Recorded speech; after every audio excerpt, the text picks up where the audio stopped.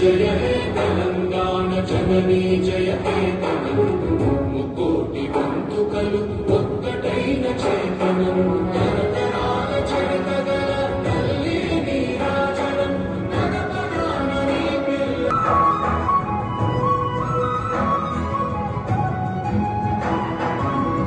జావళీలు చాటువార కవి గాయక వైతాళిక కళల మనుజీవానం జాతిని జాతుల మరచే గీతాల జనజాతర అనునిత్యము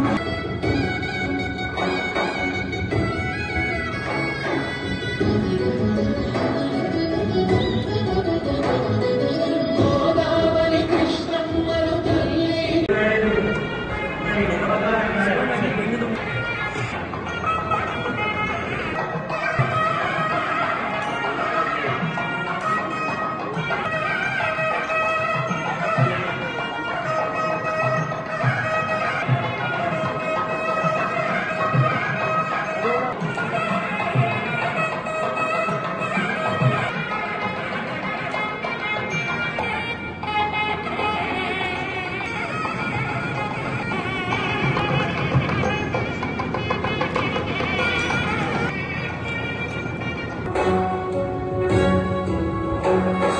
జయ జయ హే తెలంగాణ జననీ జయ కేతనం ముకోటి బంధుకలు ఒక్కటైన చేతనం తరతరాల చరితగల తల్లి నీరాజనం నడపడాన నీ పిల్ల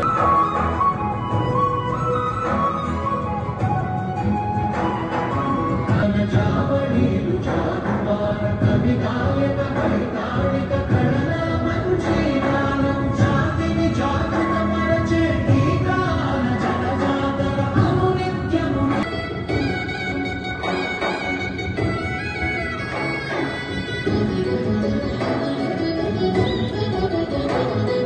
గోదావరి కృష్ణమ్మలు తల్లి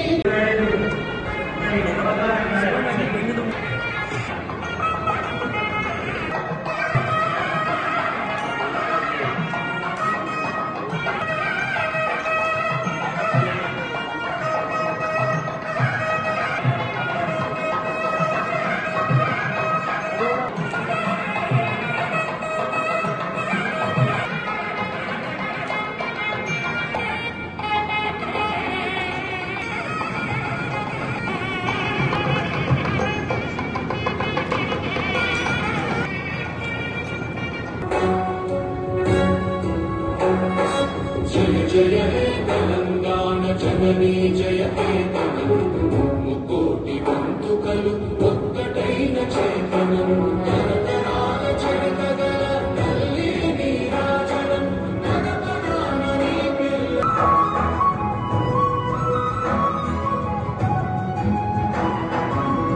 జావళీలు చాటువార కవి గాయక వైతాళిక కళల మనుజీవానం జాతిని జాతుల మరచే గీతాల జనజాతర అనునిత్యము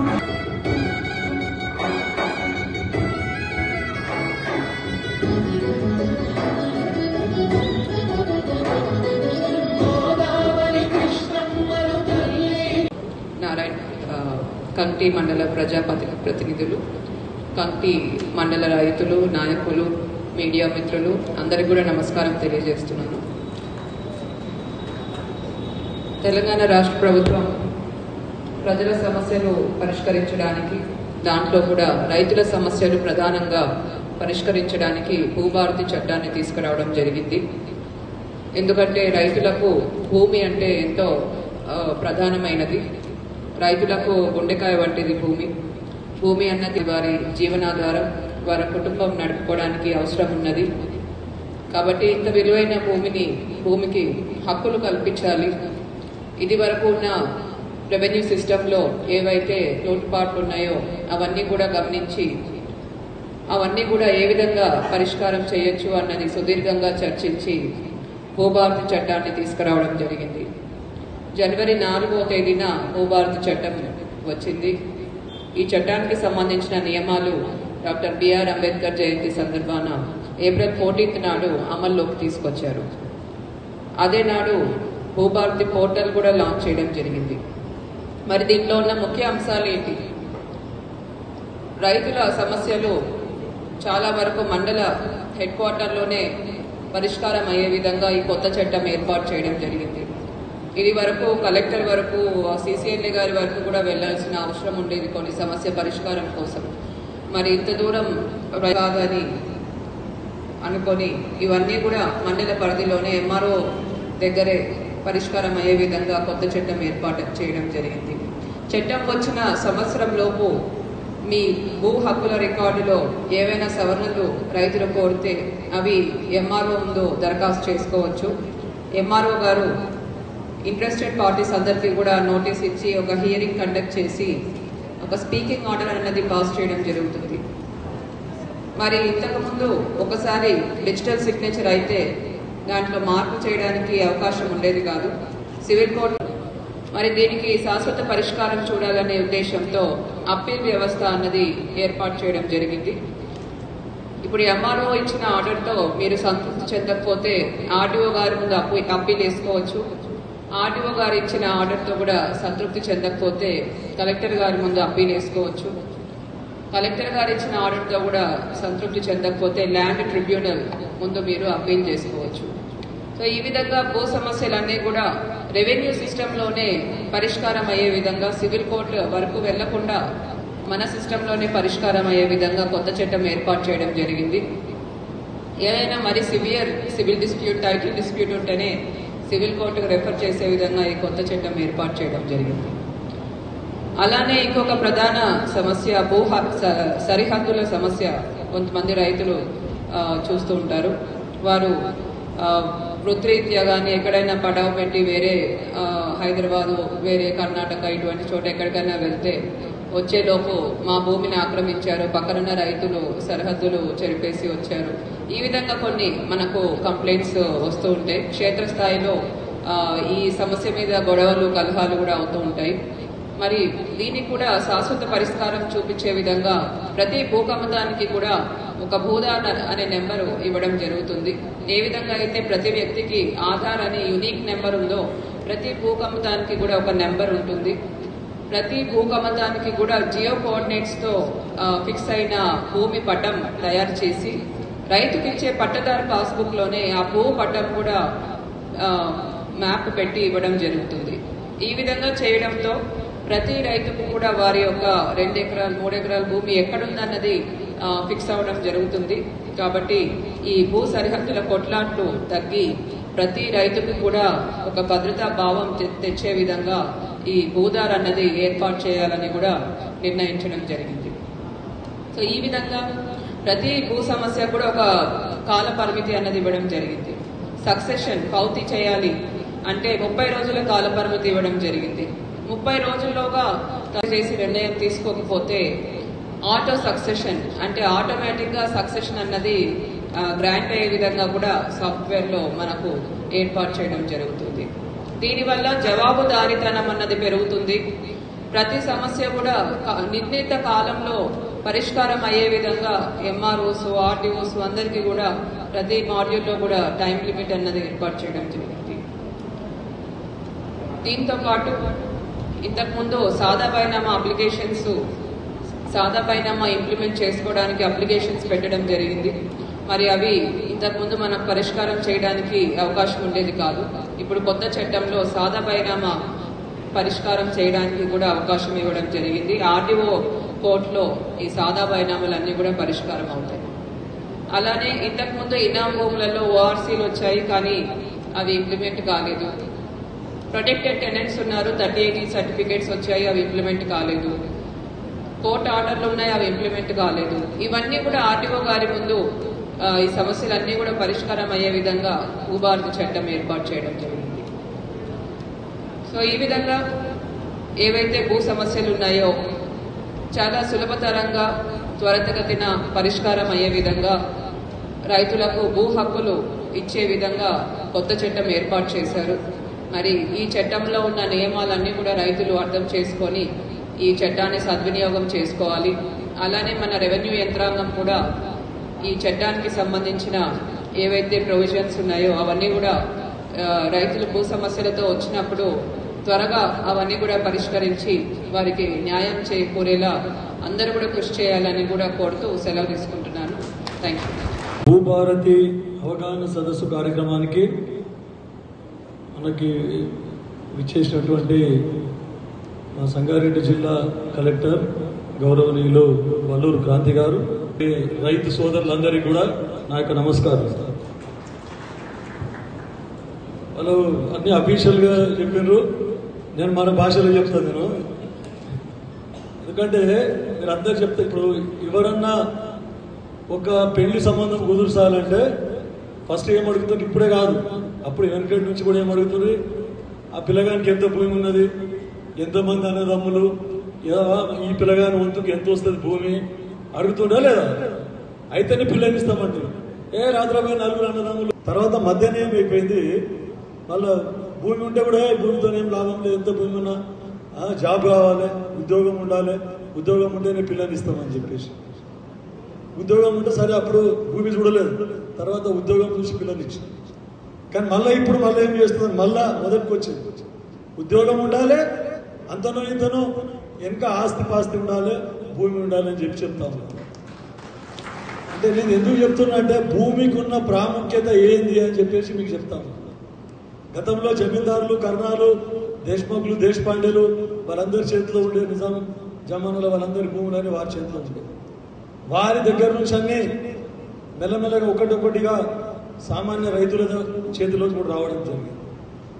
ఎందుకంటే దున్నేవాడిదే భూమి అని చెప్పేసి అప్పుడు ఉద్యమం లేవడం జరిగింది.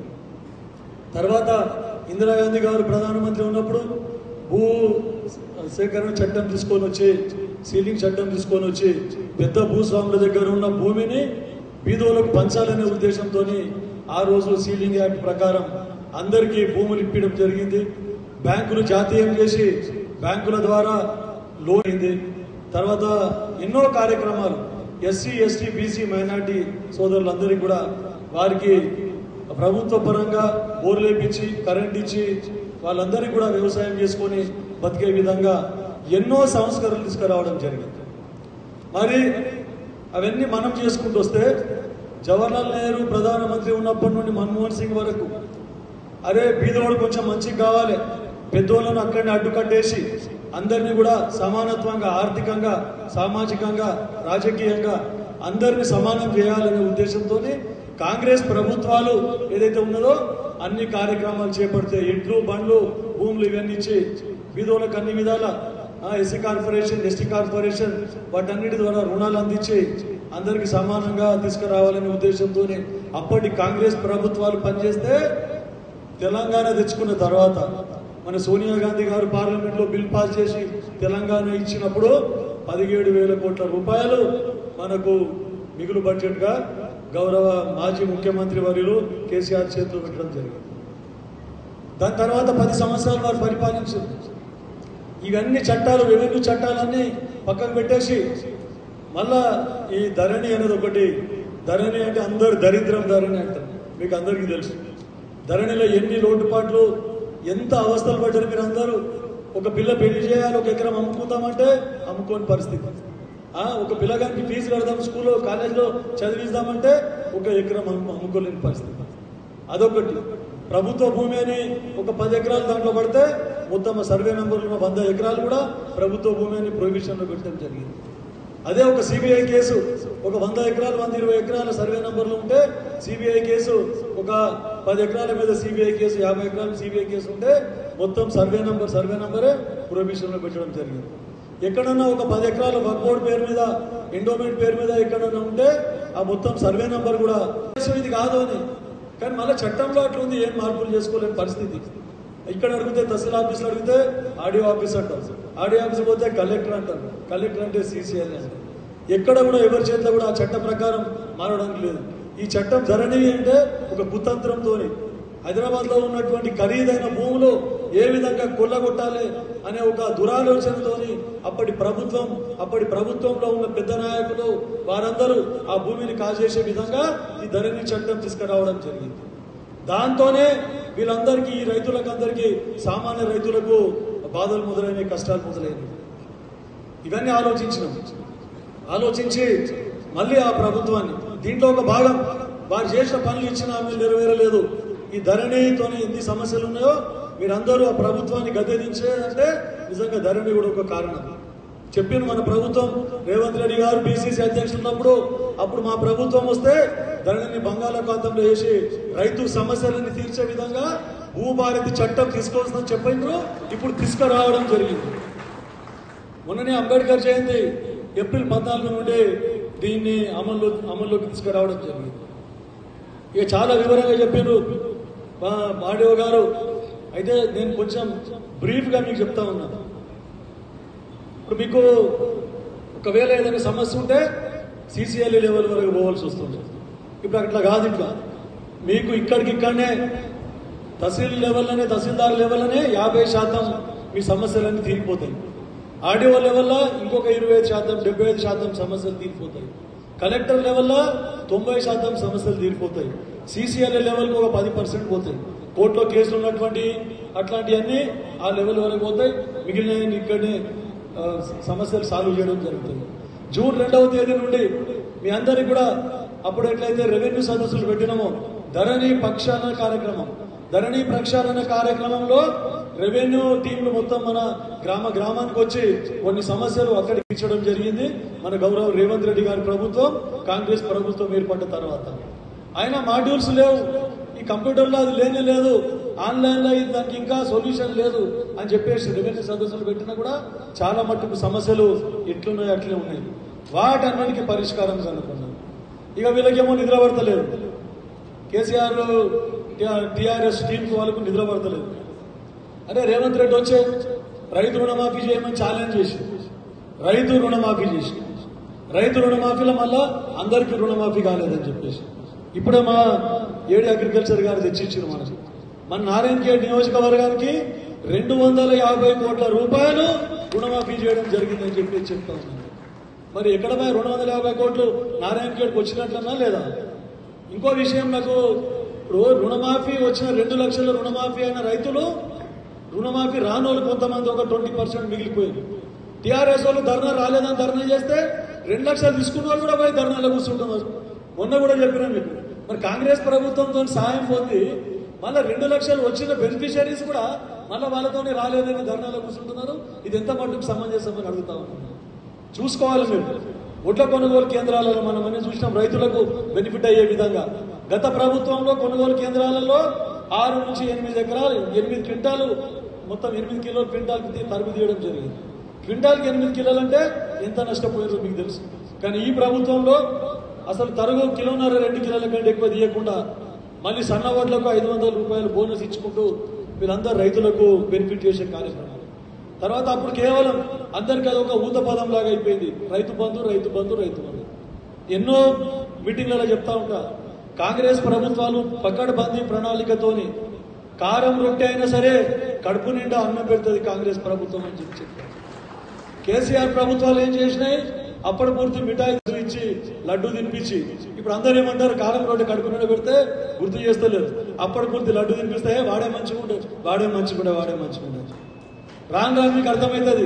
రేవంత్ రెడ్డి గారి ప్రభుత్వం, కాంగ్రెస్ ప్రభుత్వం ఎంత పకడ్బందీ ప్రణాళికలతోని ఎంత కష్టమైన 7.5 లక్షల కోట్లు అప్పున్నా కూడా ఆర్థిక వ్యవస్థ కుదేలైపోతే కూడా దాన్ని చక్కదిద్దుకుంటూ అన్ని అభివృద్ధి కార్యక్రమాలు, సంక్షేమ పథకాలు 2 కండలాగా ముందుకు తీసుకొని పోతా ఉన్నాయి.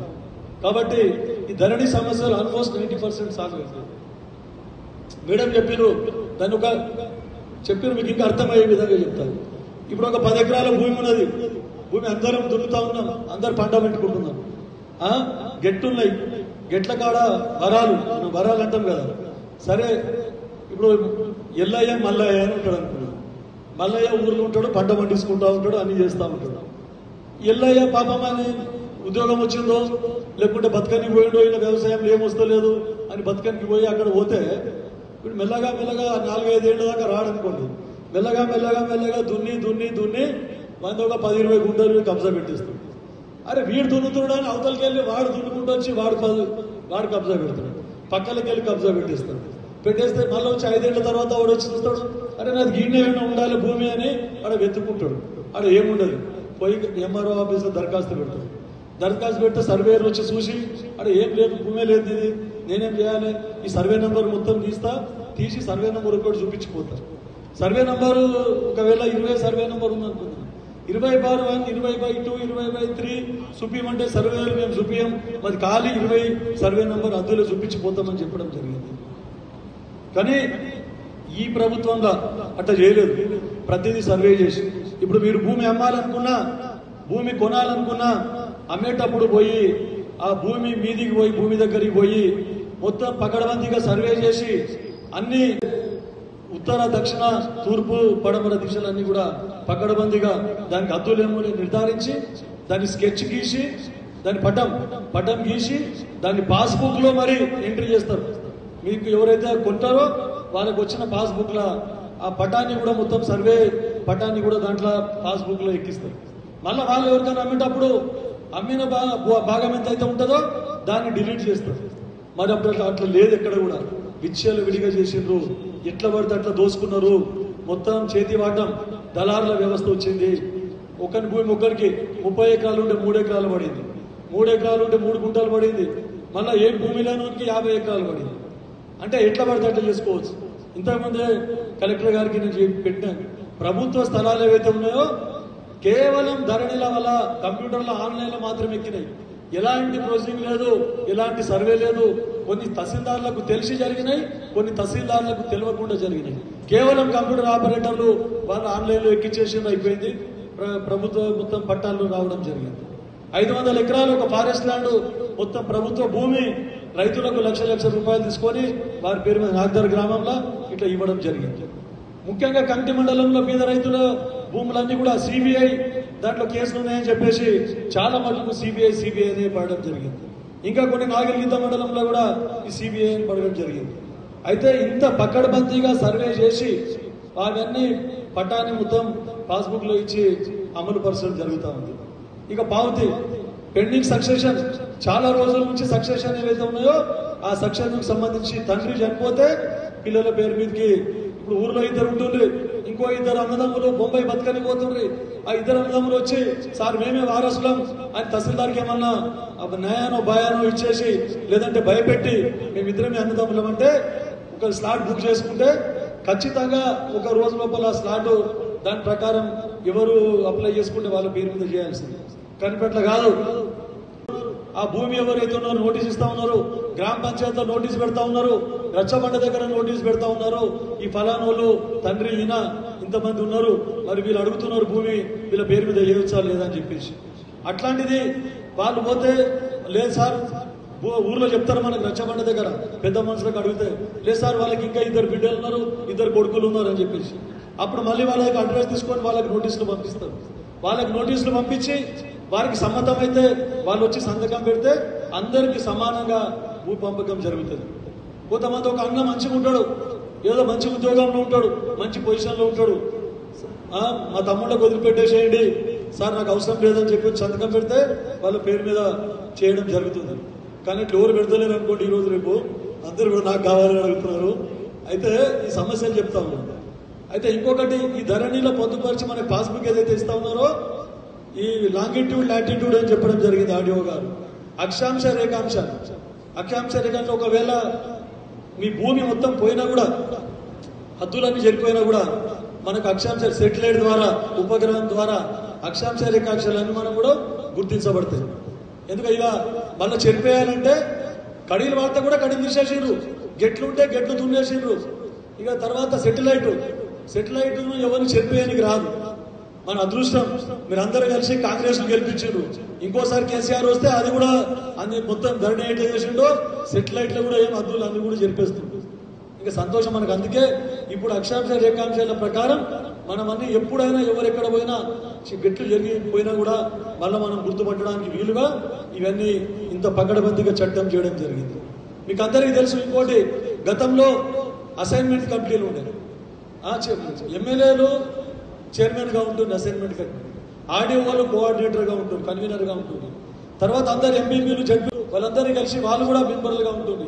ఏదన్నా ఒక భూమి దున్నుకొని బతుకుతున్నాం సార్, మాకు మా పేరు మీద మాకు హక్కులు కల్పియండి అని అంటే మీటింగ్ లో పాస్ చేసి దాంట్లో మినిట్స్ లో పొందుపరిచి అసైన్మెంట్ రిజిస్టర్లో పెట్టి అప్పుడు వారికి పాస్బుక్లు అవి ఇచ్చటోళ్ళం, ఏ గొడవ లేకుండా. మళ్ళీ ఆర్ఐలు వాళ్ళందరూ పోయి పొజిషన్లో, విఆర్ఓలు పొజిషన్లో పోయి నిజంగా వాళ్ళు కాస్తులో ఉన్నారా లేదా అని పరిశీలించి ఎన్ని ఎకరాలు ఉన్నారు, 2 ఎకరాలే ఉంటాడు వాడు కాస్తులో, సార్ నేను 4 ఎకరాలు నేను కబ్జాకున్నా అని చెప్తాడు. అందుకని పోయి పరిశీలించి 2 ఎకరాలు కబ్జాలు ఉంటే 2 ఎకరాలు, 4 ఎకరాలు ఉంటే వారికి హక్కులు కల్పించడం జరిగింది. ఈ ప్రభుత్వం వచ్చిన తర్వాత టీఆర్ఎస్ ప్రభుత్వం మనం చూస్తా ఉన్నాం, ఎక్కడనే మండలంలో రికార్డు వెరిఫికేషన్ అడిగితే ఎక్కడ రికార్డు లేవు. అసైన్మెంట్ రిజిస్టర్లే గల్లంతు చేసిండ్రు, మొత్తం దిద్దిండ్రు, రెవెన్యూ రికార్డు దిద్ది మొత్తం ఒకరికి అన్యాయం చేయడం జరిగింది. ఇప్పుడు అట్లా లేదు. ప్రతి రెవెన్యూ రికార్డు ఏదైతే ఉన్నదో కంప్యూటరైజ్ చేసి ఆన్లైన్లో పొందుపరిచి పకడ్బందీగా ఆన్లైన్లో కూడా గోల్మాల్ జరుగుతాయనే ఉద్దేశంతో ప్రతి సంవత్సరము డిసెంబర్ 31వ తేదీ నాడు వీటన్నిటిని గతంలో ఎట్లయితే మనము అన్ని కాస్తు కాలం పానీలన్నీ మనం అన్ని పానీలు రాతపూర్వకంగా మాన్యువల్ పానీలు ఉంటుండో, ఇప్పుడు మాన్యువల్ కాకుండా పకడ్బందీగా ప్రింట్అవుట్లు తీసుకొని ప్రతి సంవత్సరమే 31 డిసెంబరు ప్రింట్అవుట్ తీసి అవన్నీ రికార్డులు భద్రపరుస్తాం. అంటే ఒక దగ్గర అన్యాయం జరిగితే, పొరపాటు జరిగితే ఇంకో దగ్గర మళ్ళీ మనకు అవన్నీ రికార్డులు దొరికే విధంగా ఇంత పకడ్బందీగా చట్టం చేస్తాము. మీకు తెలుసు 6 గ్యారెంటీల పథకం మన కాంగ్రెస్ ప్రభుత్వం ప్రవేశపెడితే 10 సంవత్సరాలు వీళ్ళకి అధికారం ఇస్తే 10 సంవత్సరాలు మొత్తం అస్తవ్యస్తం, ఎకనామిక్ ఆర్థిక వ్యవస్థనే అస్తవ్యస్తం చేసిండ్రు, మొత్తం అన్యాయం చేసిండ్రు, పనికిరాని పనులన్నీ చేసి భ్రష్టు పట్టించేసిండ్రు తెలంగాణ రాష్ట్రాన్ని. ప్రభుత్వం మారి ప్రజలందరూ ప్రభుత్వాన్ని మార్చేస్తే ఇచ్చిన హామీలు ఇంకెప్పుడు నెరవేరుస్తారు, ఇచ్చిన హామీలు ఇంకెప్పుడు నెరవేరుస్తారు. సంవత్సరం తిరగక ముందే ధర్నాలు, 10 సంవత్సరాలు కళ్ళు మూసుకొని నిద్రపోయినరు, అవకతవకలు అన్ని మొత్తం భ్రష్టు పట్టించేసి తెలంగాణ రాష్ట్రాన్ని సంవత్సరం కూడా ప్రజలు అవకాశం ఇచ్చిన సంవత్సరంకే ప్రశ్నిస్తా ఉన్నారు, ఇంకెప్పుడు ఇంకెప్పుడు ఇంకెప్పుడు అనుకుంటా. అయినా సరే మీరు మొత్తం ఏదైతే భ్రష్టు పట్టించిన ఆర్థిక వ్యవస్థను సరి చేసుకుంటూ మేము అన్ని సంక్షేమ కార్యక్రమాలు ముందుకు తీసుకుపోతా ఉన్నాం. ఈ ధరణి కూడా అంతే, ఇంకెప్పుడు పెడతారు, సంవత్సరం అయిపోయింది, చట్టం ఎప్పుడు పెడతారు? అసెంబ్లీలో పకడ్బందీగా చర్చకు పెట్టి దీన్ని, ఈ భూభారతి చట్టాన్ని మనం దీన్ని అమలుపరచడం జరుగుతూ ఉంది. అందరి ప్రజాభిప్రాయం తీసుకోవడం జరిగింది. 18 రాష్ట్రాలు ఎక్కడెక్కడ భూ సమస్యలు ఉన్నాయో 18 రాష్ట్రాలలో మొత్తం మన ప్రభుత్వ అధికారులు అందరూ పోయి ఈ భూ సమస్యల మీద ఎక్కడెక్కడ ఏమేమి సమస్యలు ఉత్పన్నమవుతా ఉన్నాయి అని వాటన్నిటి సమస్యలన్నీ స్టడీ చేసి మనం ఈరోజు భూభారతి చట్టాన్ని తీసుకురావడం జరిగింది. దానిలో ఇంకా మన తెలంగాణకు అవసరం ఉన్న, తెలంగాణలో ఉన్న సమస్యలన్నీ కూడా తీర్చే విధంగా దాన్ని భూభారతి చట్టాన్ని ప్రక్షాళన చేసి, ధరణిని ప్రక్షాళన చేసి భూభారతి చట్టంలో కూడా మార్పులు చేర్పులు చేసి పకడ్బందీగా అమలు చేయాలని ఈరోజు చట్టం తీసుకురావడం జరిగింది. కాబట్టి ఇంత మీరేమంటారు మరి, ఇంత పకడ్బందీగా తీసుకొచ్చిన మనము ఏది భూభారతి చట్టం మంచిదా, మళ్ళా ధరణికి పోదాముండే మీరే చెప్పుండే అని చెప్పి చెప్తాము. ఏమంటారు, ధరణి మంచిదా భూభారతి మంచిదా? ధరణిలో అందరు సఫర్ అయినరా లేదా, అందరు కష్టాల పాలైనరా లేదా? ఈ భూభారతి నేను కూడా అన్నా ఇంతకుముందు, ఆ మెదక్ కలెక్టర్ వచ్చి శంకరంపేటకి, మెదక్ కలెక్టర్ గారితో కూడా అన్నా, సార్ ఎట్లున్నది, ఇంప్లిమెంట్ అవుతుందా లేదా, మరి ఏం సరే మళ్ళీ మాది కూడా ధరణిలా కాగలదు, జర కరెక్ట్ అమలు చేద్దామండి, ఏదైనా ఉంటే ప్రభుత్వం దృష్టికి తీసుకొని. ఇప్పుడు మేడం కూడా అడిగిన కలెక్టర్ గారికి, ఎట్లుంది మేడం చట్టం ఎట్లుందంటే, లేదా చట్టం బాగుంది కానీ ఇవన్నీ ఏవైతే ఉన్నాయో ఆన్లైన్ సిస్టమ్ ఏదైతే ఉందో అన్నీ కూడా మనకు ఆప్షన్స్ రావాలి, అన్ని ఆప్షన్స్ వచ్చి పక్కన. కాబట్టి ఇంత మంచి చట్టాన్ని ఈరోజు మీకు ఎందుకు పిలిచామంటే మీ పనులు పాటు చేసుకొని రమ్మని కాదు, ఇదే పబ్లిక్ మీటింగ్ కాదు, పార్టీ మీటింగ్ కాదు. ఎందుకంటే మీకు అందరికి అవగాహన తెలవాలి. ఇన్ని రోజులు కష్టపడుతున్న రైతులందరూ దృష్టికి తీసుకొని పోయి, చదువురాని రైతులు ఉంటారు గ్రామాలలో పోయి, వారికి కూడా ఎన్నో సంవత్సరాల నుంచి సమస్యలు వస్తూ ఉన్నాయి. ఆ సమస్యలు ఇప్పుడు తీరిపోతాయి, మీరేం భయపడకండి, ఇప్పుడు అప్లై చేసుకోండి. లేదంటే రెవెన్యూ టీమ్స్ మన ప్రతి గ్రామానికి వస్తాయి, అక్కడ మీరు ఇవన్నీ ఈ సమస్యలు వారి ముందు ఉంచి, ఒకవేళ వారికి తెలియకపోతే ఇన్నోసెన్స్ ఎవరైనా ఉంటే మీరు పెద్ద మనుషులు కానీ ప్రజాప్రతినిధులు కానీ ఆ రెవెన్యూ సదస్సులలో వారి సమస్యల ముందు రెవెన్యూ డిపార్ట్మెంట్ ముందుంచి వారి సమస్యలన్నీ తీర్చే విధంగా మనం అందరం కృషి చేస్తే మన కాంగ్రెస్ ప్రభుత్వానికి, మన రేవంత్ రెడ్డి గారి ప్రభుత్వానికి, మీరు గెలిపించిన సంజయ్ రెడ్డి ఎమ్మెల్యేకు మంచి పేరు వస్తుంది మనందరికీ అని చెప్పేసి చెప్తూ, ఎందుకంటే మీరు ఇప్పుడు పోతే ఇక్కడ మర్చిపోతుంది అంటే లాభం లేదు. సన్న బియ్యం ఇస్తున్నాం, సన్న బియ్యం కూడా అప్పుడే మర్చిపోతున్నాం. కాబట్టి మొత్తం సన్న బియ్యం ప్రతి కుటుంబానికి ఇస్తున్నాం. రేపో మాపో కొత్త రేషన్ కార్డులు ఇస్తాం. ఇవన్నీ స్కీములు ఇస్తున్నాం కానీ ప్రజలు ఏమో చెప్పుకోలేని పరిస్థితి, చెప్పుకుంటలేరు. వాళ్ళేమో ఏం చేయలేదు, మొత్తం అన్ని పెద్ద పెద్ద పేపర్లలో అడ్వర్టైజ్మెంట్ ఇచ్చుకున్నారు. ఒక రాష్ట్రం కాదు, అన్ని రాష్ట్రాలలో పబ్లిసిటీ చేసుకున్నారు. మనం అంత పబ్లిసిటీ మనకు అవసరం లేదు. మన సమస్యలను తీర్చే విధంగా ప్రతి ఒక్కరం కూడా మనము తీర్చే విధంగా కృషి చేసుకుందామని చెప్తూ ఈ అవకాశం ఇచ్చినందుకు అందరికీ మొత్తం రెవెన్యూ డిపార్ట్మెంట్కే నేను కృతజ్ఞతలు తెలుపుకుంటా ఉన్నా. తర్వాత ఇంకొక విషయం, ఇక్కడ చాలా నీటిది చాలా కొరత ఉంది. కలెక్టర్ గారు తీసుకొని పోతా ఉన్నా. మొన్నటికి మొన్న గొర్రెకల్ దగ్గర సపరేట్ డెడికేటెడ్ లైన్ కూడా వేయించినాం. ఒక 30% 40% ప్రాబ్లం సాల్వ్ అయింది. మళ్ళీ ఇంకా కొత్త మోటార్లన్నీ ఏర్పాటు చేసుకుంటా ఉన్నాం 75 HP. ఇంకా ఒక 30-40% ప్రాబ్లం సాల్వ్ అవుతుంది. అప్పటికప్పుడు ఎమర్జెన్సీ కింద సమ్మర్ యాక్షన్ ప్లాన్ కూడా పెట్టాం మేడం. తర్వాత మళ్ళీ ఇంకా సమ్మర్ యాక్షన్ ప్లాన్ కాకుండా ఇమ్మీడియట్ గా మా అవసరాలు ఏమున్నాయో అవి కూడా ఆర్డబ్ల్యూఎస్ డిపార్ట్మెంట్ కి వాళ్ళకి చెప్పినాము. ఆ సమస్యలు మీ దృష్టికి తెస్తాం. నారాయణఖేడ్ పోయినప్పుడు అవి కూడా మీకు ఇస్తాం. మీ ఫండ్స్ డిఎంఎఫ్టీ కానీ ఇంకా ఏ ఫండ్స్ ఉన్నా కూడా మా నారాయణఖేడ్ కి ఒక 3 కోట్ల రూపాయలు ఇస్తే బోర్లు, డీప్ ఫ్లషింగ్ మీరు ఆల్రెడీ ట్రాన్స్పోర్టేషన్ ఇచ్చిండ్రు.